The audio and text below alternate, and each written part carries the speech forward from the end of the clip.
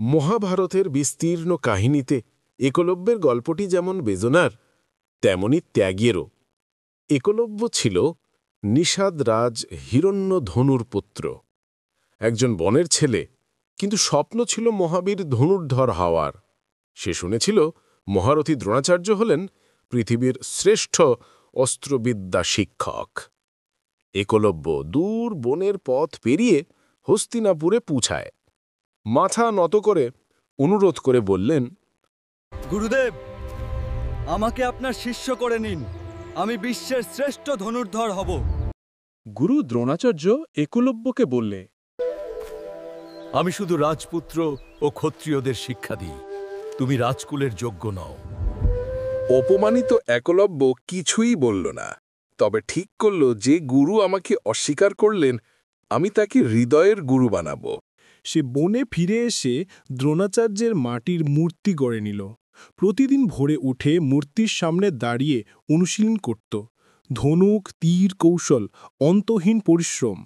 সময়ের সাথে সাথে তার লক্ষ্যে অসাধারণ নিখুঁততা এলো। প্রাণীরা ভয়ে না পেয়ে দাঁড়িয়ে থাকত। বনের পাতার নড়াচড়াও তার লক্ষ্যভেদের বাইরে যেত না। একদিন পাণ্ডবরা বনে শিকার করতে এসে একলব্যের আশ্চর্য তীর কৌশল দেখে হতবাক। তাদের সঙ্গে ছিল দ্রোণ। দ্রোণ অবাক হয়ে প্রশ্ন করলেন, তোমাকে কে শিক্ষা দিয়েছে? একলব্য মাথা নত করে বলল, আপনি গুরুদেব, আপনার মাটির মূর্তি থেকেই আমি শিখেছি। দ্রোণ বুঝলেন এই ছেলে হলে অর্জুনের শ্রেষ্ঠত্ব একদিন ছিনিয়ে নিতে পারে, কারণ তিনি অর্জুনকে প্রতিশ্রুতি দিয়েছিলেন, তুমি হবে বিশ্বের শ্রেষ্ঠ ধনুর্ধর। অর্জুনের ভবিষ্যৎ ছিনিয়ে নেবে এই বনছেলে? এমনটা দ্রোণ মেনে নিতে পারলেন না।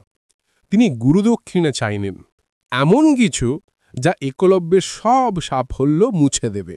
দ্রোণাচার্য বললেন, যদি সত্যিই আমাকে গুরু মানো, আমি গুরু দক্ষিণা চাই। তোমার ডান হাতের বুড়ো আঙুল কেটে দাও।